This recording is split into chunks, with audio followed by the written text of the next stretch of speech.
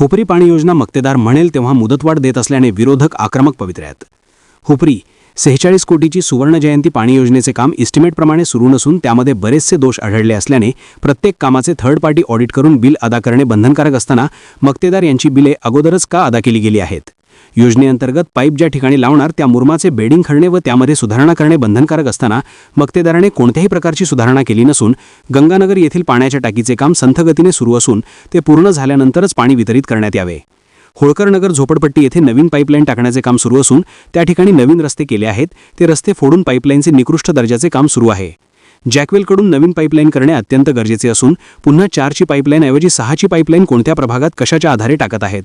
Silver zone Ganeshmal Ganganagar या ठिकाणी नवीन पाण्याची टाकी बांधणे, WTP फिल्टर पंपाचे बांधकाम करणे, सुळकूट जॅकवेल क्षमतेनुसार 150 WHT लाईट लोड ओढणे, main line express litre metre सुळकूटपासून कागल सांगावपर्यंत करणे. 46 कोटी योजनेच्या 10% रक्कम लोकवर्गामीतून भरण्याचे असून ती कोणत्या योजनेतून भरली गेली.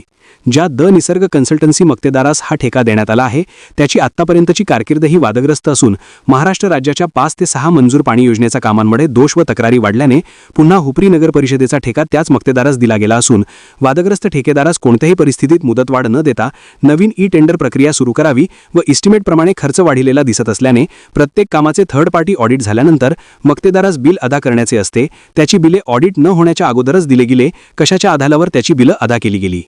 या सर्व भ्रष्टाचाराची चौकशी होऊन तात्काळ पाणी योजनेचे नवीन टेंडर काढण्यात यावे. यासाठी युवक क्रांती आघाडीचे नगरसेविका गीतांजली पाटील, सरिता कौदांडे आघाडीचे प्रमुख पदाधिकारी यांनी नगरसेवक दौलतराव पाटील यांच्या मार्गदर्शनाखाली मुख्याधिकारी अजय नरळे यांना आज निवेदन देण्यात आले.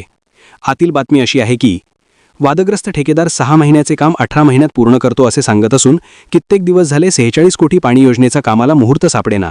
यामध्ये प्रशासकीय कारकिर्दीमध्ये मुख्याधिकारी यांनी काम पूर्ण करून घेता आले असते, परंतु तसे न करता आता सत्तेवर आल्यानंतर सत्ताधारी पक्ष काम करून घेत असताना ठेकेदाराला दिलेली वाढीव मुदत ही बेकायदेशीर असून ठेकेदार हा वादग्रस्त असून ठेकेदारच बदलण्याची मागणी काही गावकरी खासगीमध्ये बोलून दाखवत आहेत. प्रतिनिधी श्री सागर पाटीलसह